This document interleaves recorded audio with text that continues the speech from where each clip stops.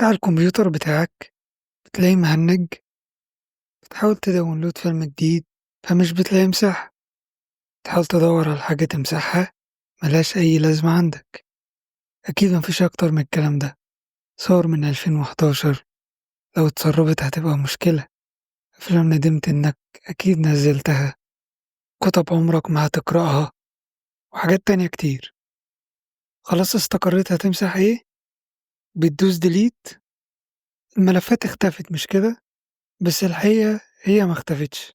تعالى نعرف في حلقة النهاردة إيه اللي بيحصل فعلا لما بتدوس ديليت. الحقيقة إن الحقيقة إنك لما بتمسح ملف مش بيتمسح بشكل نهائي من على الكمبيوتر، هو بس الكمبيوتر بيعمل نفسه نسيه شوية، لكن الملف لسه موجود مستني مكانه يتكتب عليه بيانات جديدة. يعني إيه؟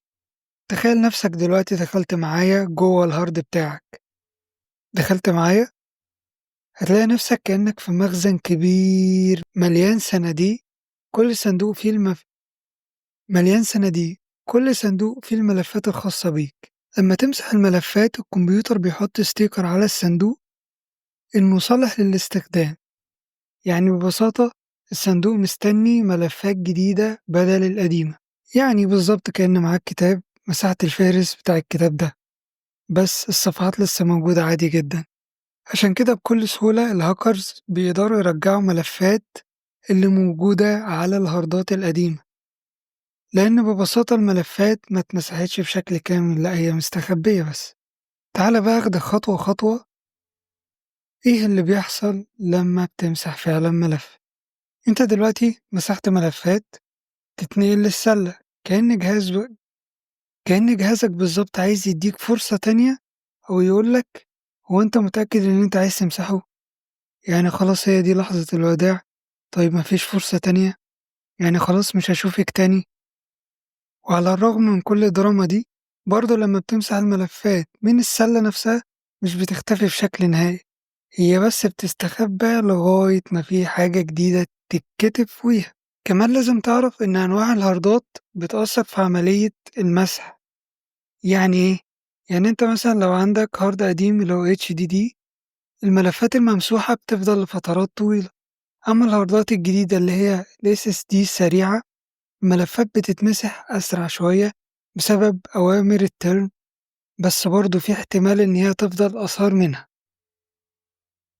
السؤال الأهم بقى في حلقتنا النهاردة، إزاي أتخلص من الفايلات دي بشكل نهائي قبل ما أي حد كده ولا كده ياخد باله منها.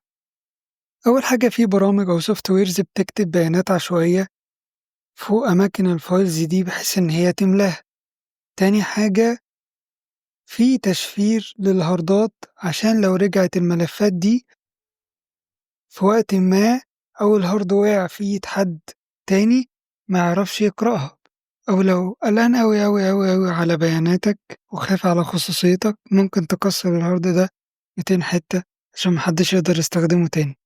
أما بقى لو بتخزن بياناتك على كلاود أو التخزين السحابي فخلي بالك، لأن أصلا معلوماتك على كمبيوتر حد تاني، فخلي بالك لأن لو عندك معلومات حساسة في العالم الرقمي اللي احنا فيه ده صعب تحافظ على خصوصيتك. في النهاية زرار ديليت ده مش بيمسح فعلا، هو مجرد اقتراح، لأن الملفات بتفضل عايشة عندك لحد ما يجي جديد يغطي عليها زي ما شفنا. ولو عايز تتخطى ده نهائي فالحل زي ما قلنا قبل كده، شاكوش واكسر الهارد ده 100 حتة. ما تنساش تعمل لنا شير لايك سبسكرايب، استننا في حلقة جديدة. بيس.